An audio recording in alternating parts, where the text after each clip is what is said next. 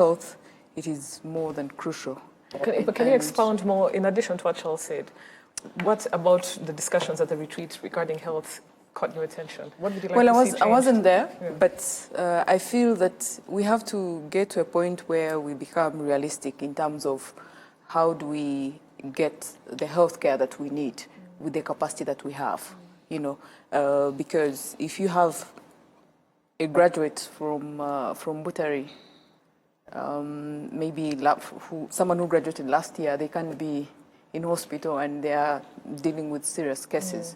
So I think we need to think hard in terms of how we can bridge that gap in the meantime. And I am thinking that we should probably import doctors. I like that you have a solution to this issue that you're raising. Well, a proposed solution. I haven't looked at the detail, but I think we should probably think about importing for skills transfer. You know, import and probably give it 10 years. I think it's done in some hospitals, but on a small scale and for short periods of time. It's not really, you know, well, it's not really pronounced or deliberate for serious impact. We have a few specialists, but I think it could be scaled up to allow our graduates from Butari to also upgrade their skills, and the same with education, because education also stood out for me. And the thing is with education, students or pupils, they will always be as good as their teachers. We still have a big problem with teachers. So, and I also think the solution there lies around importation. We import quality teachers, public schools. Transfer. Yeah, for skills transfer, maybe for a period of 10 years. And then, you know, allow ourselves to have the critical mass of Rwandans that we need to actually have a sustainable. And sometimes it's even cheaper. You have places where there are more teachers and there, you know, or even doctors. So I think in the short term, that is something perhaps the policymakers should be looking at.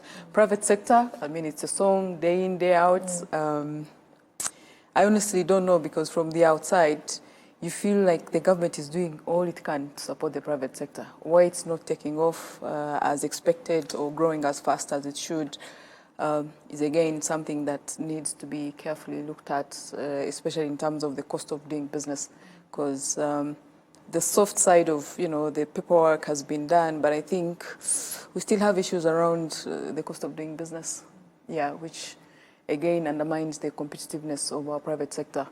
But again, if you look at the investments into infrastructure, that's something that will be addressed probably in the next 5 years or so. Yeah. Interesting points from both of you. I just need us to now go to the next topic. We've discussed it numerous times on the square, teenage pregnancies. What to do about it, strategies to mitigate this alarming and upward trend of teenage pregnancies. Figures show that in the last 4 years, between 2016 and 2019, over 78,000 teenage births were registered. These are teenage births, and I think some people, you know, even have a complaint with the word saying teenage birth. These are, you know, statutory rape births, so to speak. They're children. Below the age of consent in Rwanda. Yeah. So as these numbers continue to grow, I just want us very briefly, before we go to other topics, and I don't want you to say what has been said on the show, in the media, and so forth and so on before, or if you do, just reiterate it, but like really to the point. What do you think really needs to be done to really deal with this issue head on? Because I feel like we are talking about this issue. There's an ecosystem where these conversations are held with the youth, with leaders, with educators, and so forth and so on. But I think we keep on doing the same thing, expecting different results, which to me is insanity. I mean, the numbers just keep on growing. So, Brenna, I'll start with you on this. What 2 key points, just straight to the point, do you think needs to be done? One, I think we need to deal with the reality as is, not as we would want it to be. And the thing is, I think policymakers tend to approach it from the level of molarity. Like, you know, if you if you make condoms available, then our kids will have sex. But the reality is, whether you like it or not, they are actually going to have sex. And in Rwanda studies, the few data that we have showed that our youth are having sex as young as 14 years old. Yeah, I know. Consensual sex, I mean, not even years. So. And even more shocking, sometimes the person who has impregnated the other is also a child. you know. So I think we need to deal with it and say, this is the reality, which is our children are actually having sex. So, you know, you have to make the protection available. That's number one. Two, have candid discussions around, you know, in homes. These discussions have to happen and say, if you have sex, this is what actually happens. Because you'd be surprised. Sometimes there are those who feel that nothing will happen to them, perhaps because they think they are young and probably they are not at that age where they think they could get pregnant, but they get pregnant. So I think we need to really start having that discussion of the reality and keep the moral, you know, bit aside of saying, yeah, oh, you have to wait, it is good for you. Yeah, that is good to say, but in terms of practice, the body wants what it wants, and that's what we have to deal with. Yeah. Charles, you have daughters. I have a teenage daughter. You have a teenage daughter. I need to be very honest with you that have I ever had that conversation with her? No, I have not. Am I prepared to have that? The problem. Am I prepared to have that conversation with her? No, I am not ready to have that conversation. So it's. But I want to echo what Bana is saying. You know, we live in changing times, and I want to take an example about nutrition and talk about ourselves and our parents. Irrespective of where you grew up, you are generally not as healthy looking in today's context as it was that time. So if your parents were not as blessed to be able to put 3 meals on the table every day of the week, then you would not be looking as other kids look. Then today you also have genetically modified foods. Kids are going to KFC, there's mayonnaise, there's ketchup, there's chips every day of the week. So you're likely to have a little bit of more flesh and most likely look more Charles, are you getting attractive. To the point Yes, I am. Youth look older than they are because of certain diets. There is a very high likelihood. It's true. No, it's true. But that I find it that girls might look older than they actually are. These days. These days. Okay. That's point number one. Point number two, media, whether it is TV, social media, and however you look at media, magazines and what have you, is exposing the youth today to things that back in the day, they were only told of by their teachers and their parents. So it's a totally different ballgame.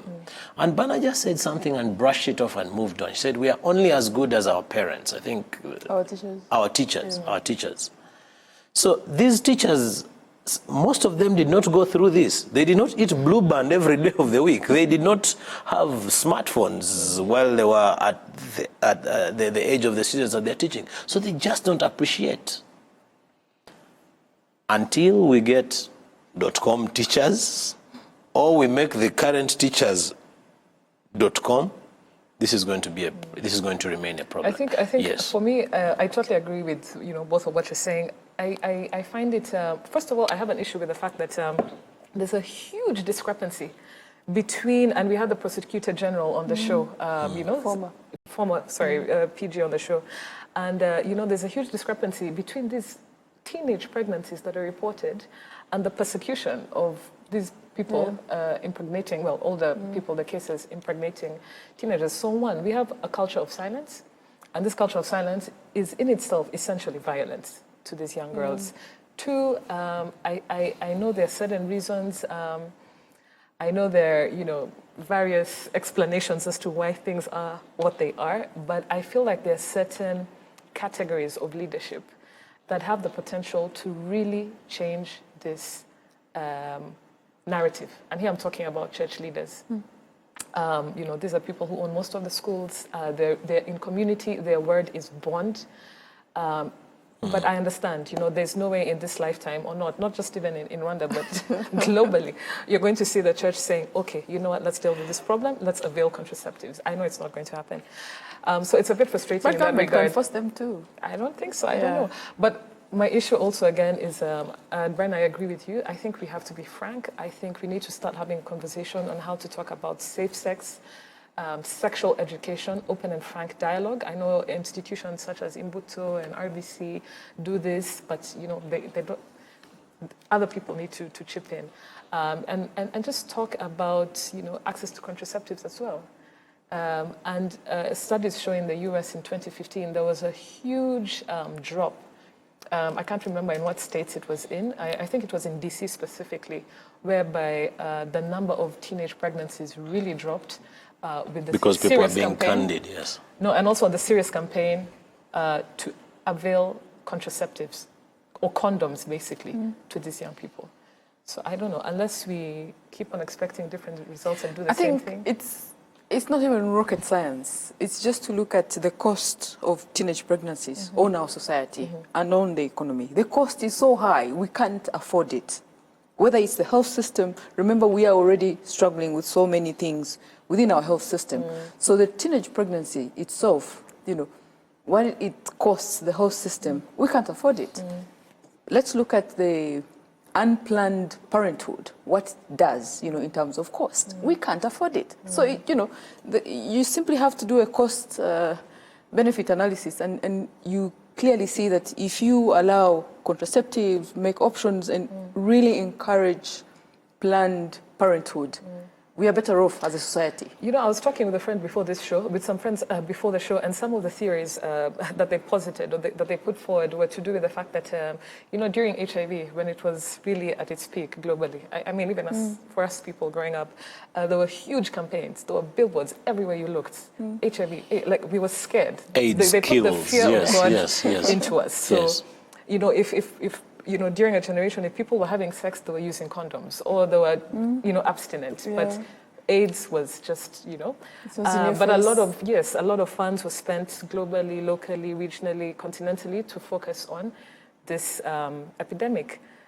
And since then, there's not many funds that go into this. Yeah.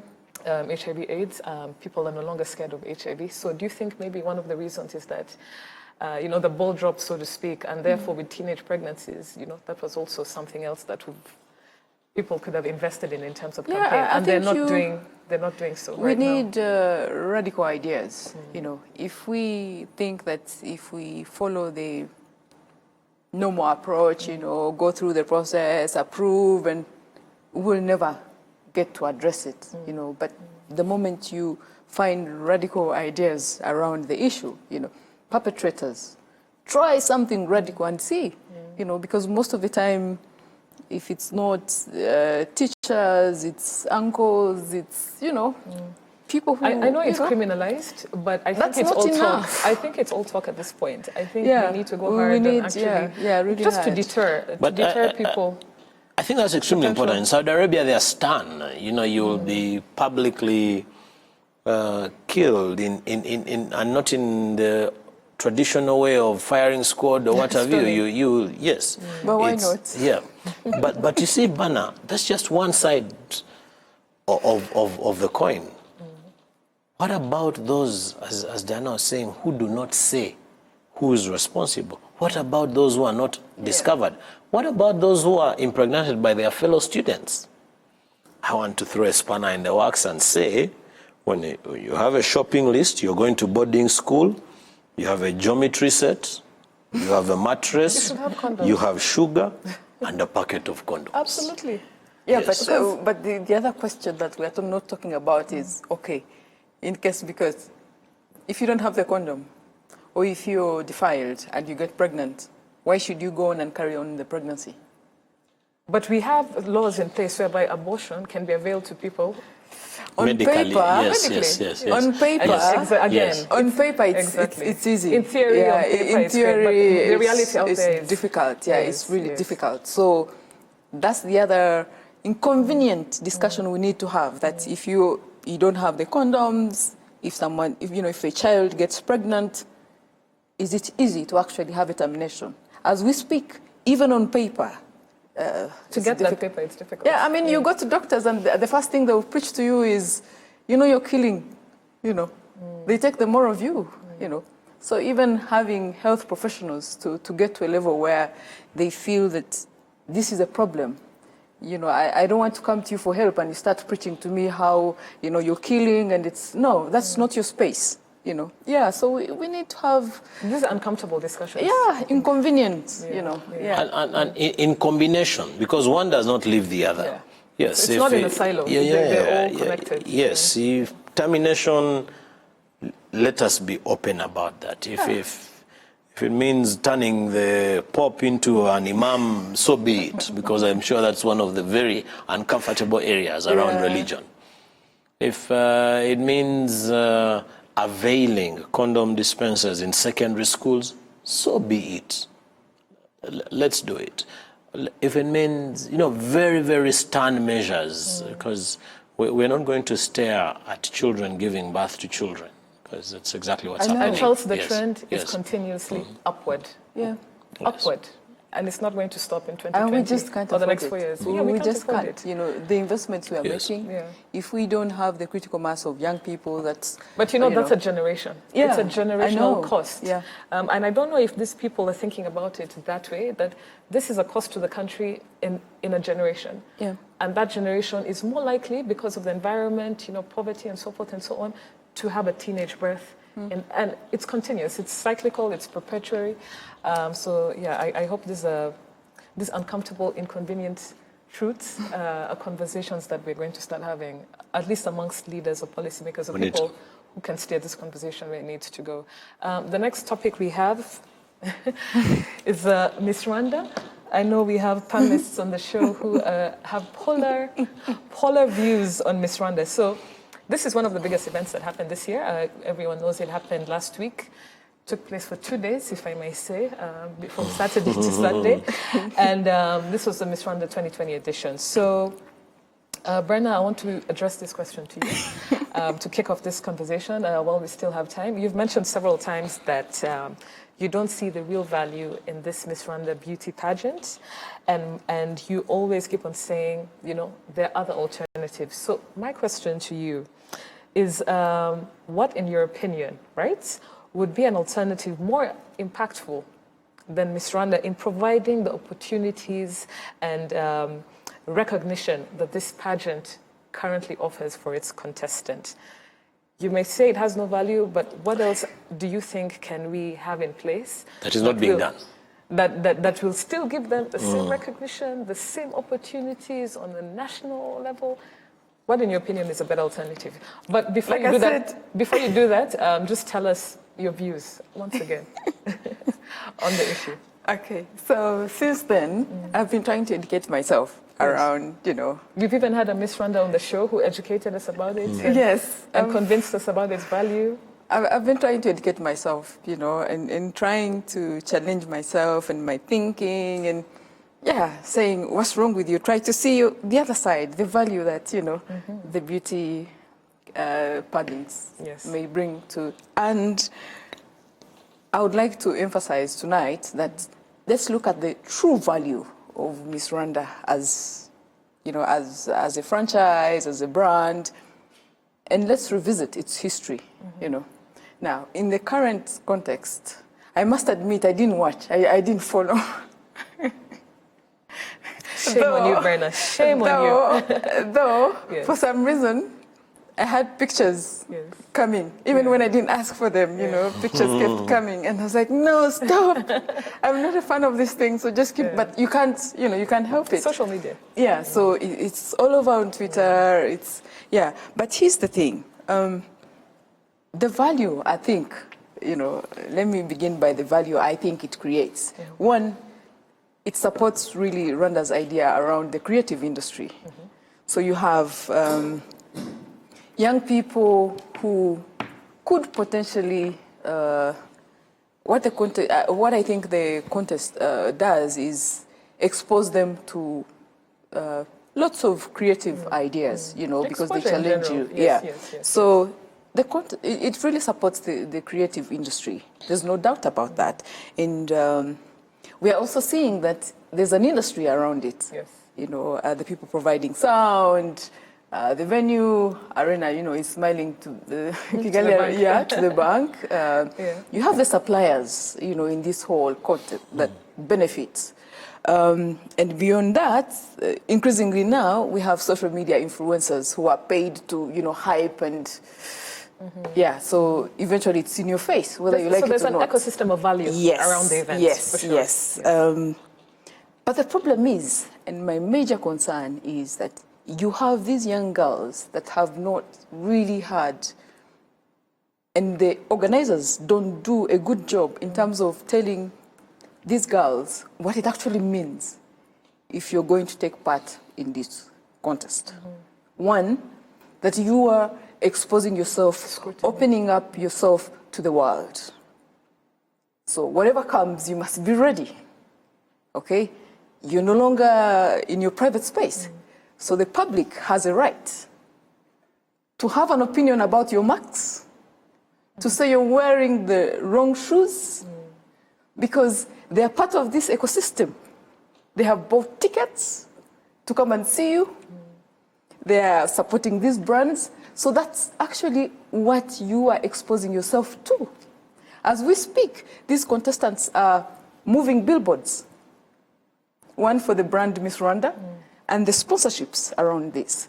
So I don't think that these young girls are taken into a briefed about what it actually means. So they seem to have this rosy picture of, you know, you learn how to catwalk, and this year they tried to sanitize it with, you bring the minister in, talk about, you know, culture, foreign affairs, and you're like, okay, well done to the sponsors, because the sponsors will get value. MTN got so much value out of it. But in terms of the girls, the exposure... So just very quickly, before I hand over to Charles, and ask for your alternative opinion. You don't think that the development, the personal of the development of the girls is adequate? No, this is what you're saying. I think the girls are getting a raw deal. It's a raw deal, because look at their pictures. We all have their pictures for free. In a different environment, that picture could earn her, I mean, $1 million. Yeah. So if you're the organizer of Miss Rwanda, where is the copyright around the images, for instance? Two, why I insist it's a raw deal for the participants. We haven't seen any of them sign a major modeling contract as yet. So where's the value? Apart from, you know, exposing these young girls to all sorts of, you know, I think everybody suddenly is interested and has an opinion about this young girl. I think it's unfair. I like the fact that your view is protective over the girls. It's protective. It's like they're getting a raw deal. There needs to be a bit more personal development, more preparation. When we put them back into the world for 1 year during this reign, more needs to be done by the organizers and so forth. And so I like that. But Charles, I'd like to hear your opinion. Two things. Yes. I don't know if you're going to agree with Berna or... To a large extent, yes. Fortunately, to a large extent, yes. I came with my boxing gloves to fight Berna on Miss Rwanda, but I agree with her to a very large extent that the girls and how prepared they are. But I'll take it a notch higher, and I say it's a bit of a general problem around our creative industry. We had, I'll give you two examples. We had a very talented athlete, a long-distance runner called Miasiro, who embarrassed himself and the country after winning a race in Poland. And the media, the TV was interviewing him, and he hadn't been prepared for that. Especially in terms of the comfort yes, of language the comfort of language and expression. Yes. That's one example I'll give. The second example I'll give is again in the sporting industry, and how celebrities and stars manage post athleticism life. And I'll link that to Miss Rwanda. Our stars, whether it is a drama, a singer, a sportsman, a beauty pageant or whatever, they need also to invest a lot in themselves.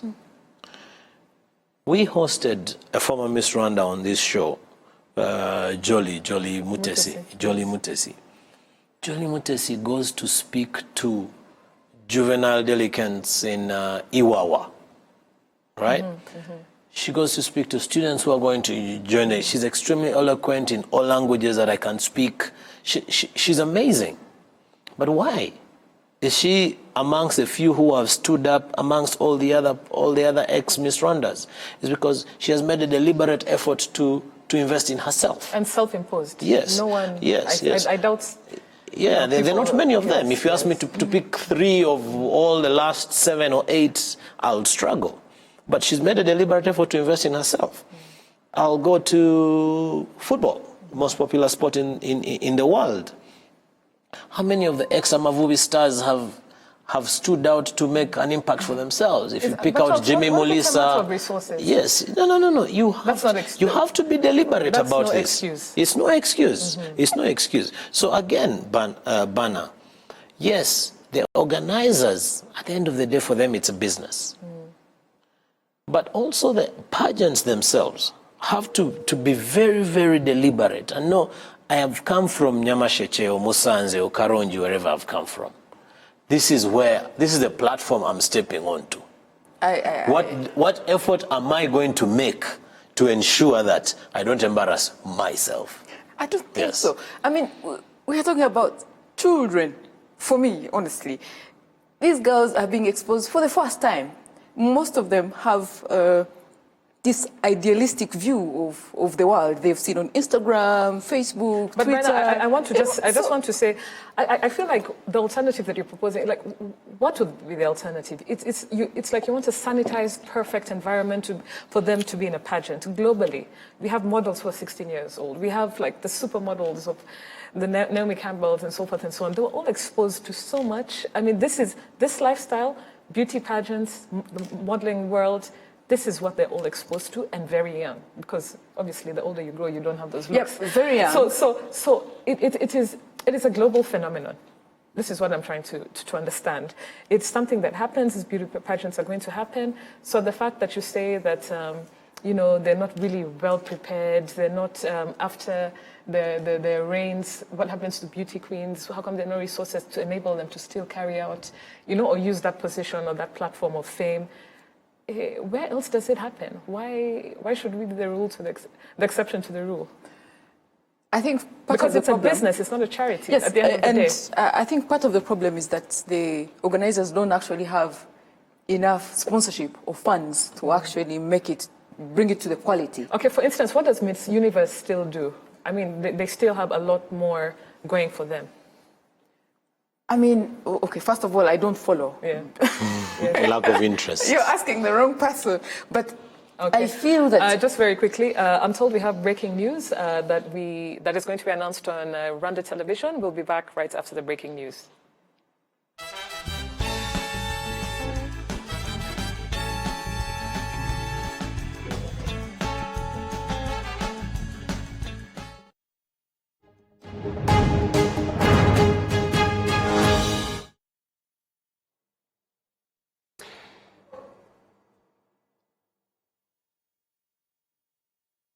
ashingiye ku itangazo ry'imyemezamyamitsi ashingiye ku biteganywa n'itegeko nshinga rya Repubulika y'u Rwanda ryo mu 2003 ryavuguruwe mu 2015 cyane cyane mu ngingo yaryo ya 116 none kwa 2026 Gashyantare mu mwaka wa 2020 nyakubahwa Perezida wa Repubulika yashyizeho abayobozi mu buryo bukurikira abagize guverinoma abaminisitiri Dr Ngamije Daniel Minisitiri w'Ubuzima Minister of Health Dr Uwamariya Valentine Minisitiri w'Uburezi Minister of Education Dr Bayisenge Jeannette Minisitiri w'Uburinganire n'Iterambere ry'Umuryango Minister of Gender and Family Promotion Madame Hambara Ines Minisitiri ushinzwe imirimo y'inama y'Aminisitiri Minister in charge of Cabinet Affairs Madame Kayisire Marie Solange Minisitiri ushinzwe ibikorwa by'ubutabazi Minister in charge of Emergency Management Abanyamabanga ba leta Madamu Nyirahabimana Sorina umunyamabanga wa leta muri Minisiteri y'Ubutabera ushinzwe ibyerekeye itegeko nshinga n'andi mategeko Minister of State in charge of Constitutional and Legal Affairs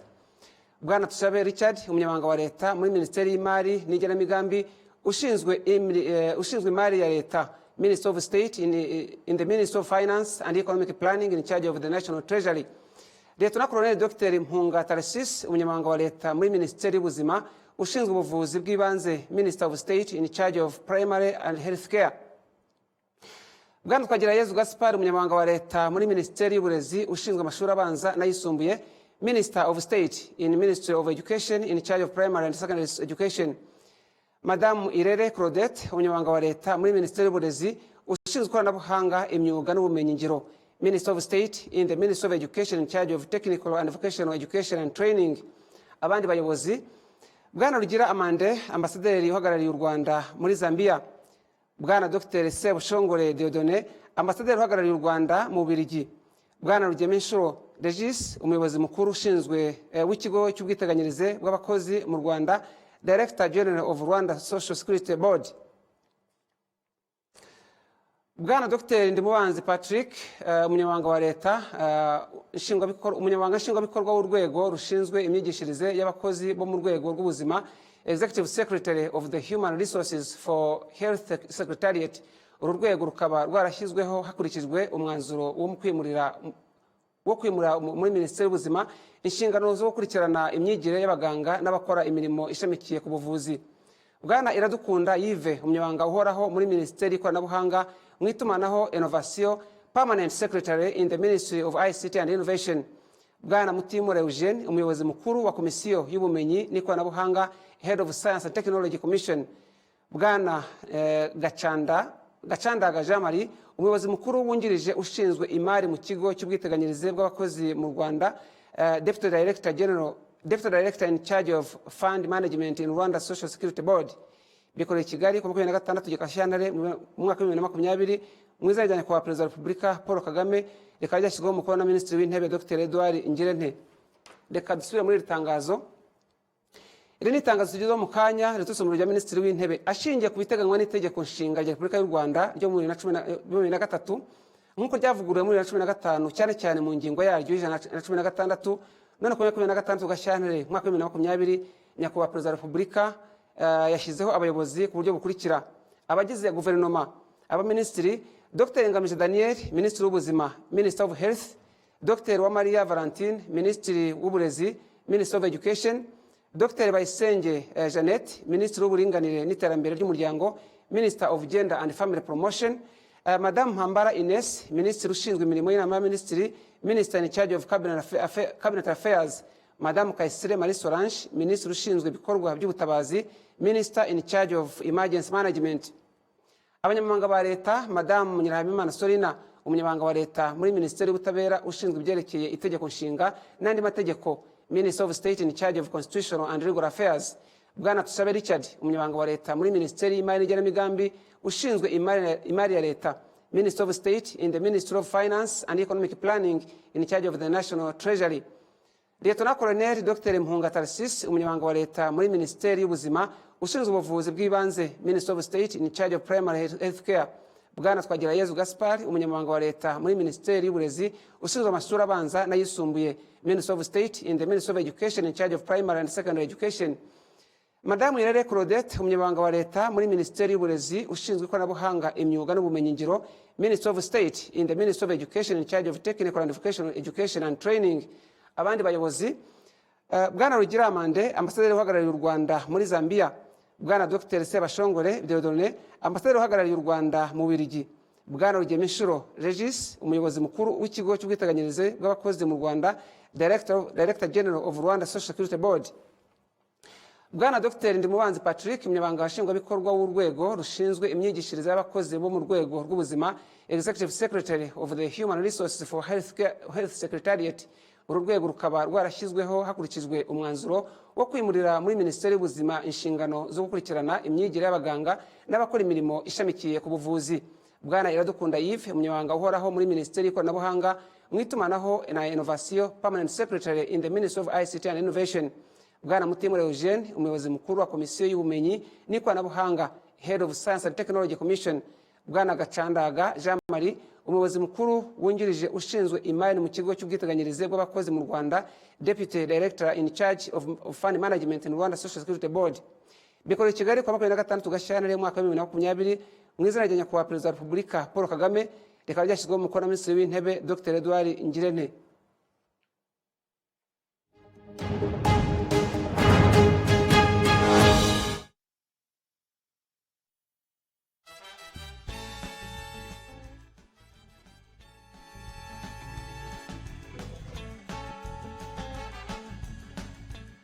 Welcome back to the square. Well, that was a very interesting reshuffle that took place. A lot of new faces in cabinet that we're going to see. I'm really looking forward to, I don't think we caught all the names, it was very quick, but I'm really looking forward to to this information a bit more tomorrow or later on tonight. I think we all saw it coming from the opening ceremony of the retreat. Of the retreat, and we know that he always, means what he says. Yes, so yes. it is, I think, a complete overhaul. Because there are more than 10 to 15 people mentioned. And people being moved. Yes. Interesting. Do you want to comment on it, or are you waiting for tomorrow? I'm happy to comment on it on the next show. It will be a more substantive thing, but not shocking. One of my very good friends told me that if you are a leader in the Rwandan government, you have to be ready to write a book on dynamism. That's what the main title is. No, because you come to work. It's not other countries that it's a luxury. You come to do the work. So I don't think we have enough time to go through all the topics that we promised you, Charles. You wanted to say something very quickly on teenage pregnancies? But less than 20 seconds. On teenage pregnancies? No, but... All right, let's move very quickly. Oh, sorry, on Miss Rwanda. Or should we just move to the next topic? Let's just move on. Let's move on. So very quickly, we wanted to also discuss the meeting that happened in Gatuna, the Gatuna border between Uganda and Rwanda, regarding, this was the fourth summit between Rwanda and Uganda that took place at the Gatuna border. And from this, I think one of the things that stood out for me was the extradition treaty. Hoping things will be different. I don't have much to say on it. Brian, I don't know if you do. But Charles, very briefly, in the interest of time. I have said this on the show before and maintain my stance. The extradition treaty is something extremely important. It's a great milestone. The implementation is something totally different. True. We have had extradition treaties with very many countries, especially around genocide suspects, and where we provide a lot of evidence. For crying out loud, we even have a genocide fugitive desk in the prosecution department. We've had it for very many years, but how many of these people have we brought to book? So it is one thing to have these treaties in place. It's a totally different thing for them to be implemented. That is number one. Number two, I am optimistic in more measure than I am pessimistic in terms of our relations with our very, very good neighbors, Uganda. My optimism lies in the fact that our people are talking, and they are talking regularly. At one point, we were all concerned. We discussed this here on the square, and I can't remember. I will never forget the face of Dr. Lonzen, almost wanting to tear us apart. It's like, how do you expect us to talk to these people who are killing us? But we are talking. I think that's the first step in the right direction. The second step in the right direction is we had been blaming Uganda so much about holding our people, but we also released some people that we had been holding. It's a very, very good step in the right direction. But the third and most importantly, I saw on TV, the only thing that I want to go to Gatuna to see is a one-stop border post. A lot of money has been spent on that border post, and I'm saying this on a light note deliberately. But the way I know our government is that there is no way they are going to be held accountable for investing in such a fantastic piece of infrastructure and enabling it, and they don't put it to use. However, that said, where my pessimism lies is we have had almost just over a year of not so good relations, right? So I don't see ourselves going back to business as usual. It's going to be a long, rough road. But you know what kills me, Charles? The first time we had this conversation in 2018, you were a pessimist. My God, you were pessimistic. I hadn't seen two things. I've mentioned them. Yes, I'm glad to see that you're optimistic, and on platforms like this, you know, it's also to encourage optimism, and our leaders should know that this is something we are looking forward to restored relations. But at the risk of repeating myself, in 2018 I said something that I will repeat even today. Our relations with Uganda will never be the same again. Yes, of course. That's for sure. Yes. That's for I want sure. us to go to our Twitter feed. if we have time to talk about our epidemic preparedness as a country for epidemics such as coronavirus. Let's just quickly go to a Twitter feed and listen to your viewers on all of these topics that we've talked about so far. And the first tweet is from Gentil, who says that, for real, the rise in teenage pregnancies issues, family discussions are needed. Children are supposed to know how to protect themselves and with necessary information according to their ages. Our next tweet, if we can go back to the tweets that we got from you, we also have Frank. Frank mentions that we now know the upward trend of teenage pregnancy. No evidence to prove teaching abstinence resolves the problem. Meaningful law enforcement, this is what we talked about, sex education and medical intervention in that order works in the West. We need to think about the babies. They have no say in all of this. Any comments before we go to our next tweet? No, I think we should. I think just have one comment. I think this issue of teenage pregnancies, we can never teenage pregnancies. Diana, we need to have another show on this. Yeah, absolutely. I agree with you, Charles. Yes. I think last tweet on this issue on teenage pregnancies is from Alex Rukundo Mercy, who says, it's really annoying that when we talk about teenage pregnancies, we do not talk about how men should be taught to be faithful, have control, and be responsible, but always talk about reporting cases and encouraging teenage awareness session. The change should start with men. Yes, on a lighter note, I didn't know there's an Alex who could be called Mercy. No, I mean... No, but men have to be part and parcel of this conversation, men and boys. Absolutely. Absolutely, he's right. Absolutely. He's spot on. He or she is spot on. Yeah, but also I think that he lives in the idealistic world, thinking that, you know, it's a magic bullet if you involve men. You know, the law enforcement, I think, also has to come in hand, you know. Yeah. Well, and on the tweet from DJ Clef, and I think DJ Clef is echoing what Charles said, and he says that, imagine going to school with books, toilet paper, broom, pens, and a packet of condoms. It is worth it. So before we come to the end of the show, very quickly from you, Berna, very, very quickly, because we don't have that much time. Rwanda's preparedness for epidemics such as the current coronavirus. It has claimed over 2,600 deaths right now globally as we speak, and the number is going up. What are your thoughts on our preparedness? I think anybody who's been paying attention would notice that they've stepped up, you know, in terms of preparedness. As we speak as of today, if you go to most public places, they've availed hand sanitizers, and they're actually making it compulsory to, you know, anybody entering the building. I think that needs to be scaled up within the private sector, because the private sector, of course, doesn't want to spend the money. So it would be good that that is scaled up as soon as possible. And I think we also need to be more vigilant in terms of airports clearance, because like we have entry points. Entry points, because people are coming in, even from Asia. They are not staying, they are not being quarantined as they should. I think for me, my biggest concern is the testing kits, because of the incubation period of this virus. You know, it just keeps on, it's crazy. So it's one thing to just, you know, scan you at the airport to see if you have a fever.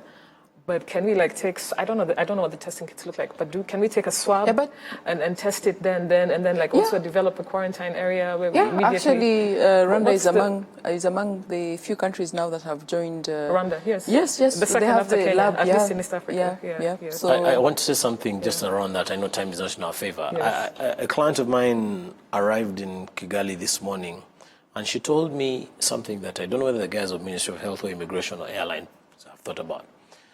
When the flights land, there are so many people who have to go through immigration and health check at the same time in a very short period. And for the guys at the airport, it's also equally important that the passenger experience is as smooth as possible. So they ask you the same questions. Have you been to China? Did you go past Italy? Are you coughing? What if I decide to lie? I mean, you can deliberately lie. And she said something that was extremely important. She said, we've been on a 12-hour flight, even if it is as short as 1 hour or 2 hours. Can the flight attendants engage them on that trip? Can they observe them and see who's coughing a lot? Can they see who is sweating a lot and who's, Like be proactive. Yes, exactly. And then by the time you're getting there or something, or even whilst you're still on the plane, they're able to detect it. So I think it requires some out-of-the-box thinking. Yes. It's not easy.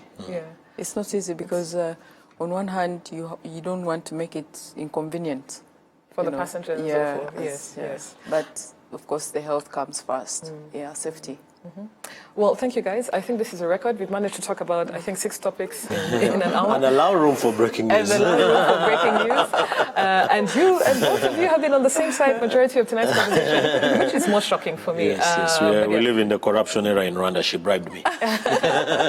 Well, Bernard, thank you very much. Always a pleasure to have you. Charles, always a pleasure to have you. Pleasure. To our viewers, thank you for watching. Thank you so much for engaging with us on our social media channels. Keep the conversation going using the hashtag #TheSquareRW. And I think we'll be talking about this breaking news, Charles and Bernard, either next week on the show or, very soon. But thank you for watching. To our partners, Uzi Collections and Bourbon Coffee, thank you for supporting The Square. Have a good night and see you again next week. Thank you.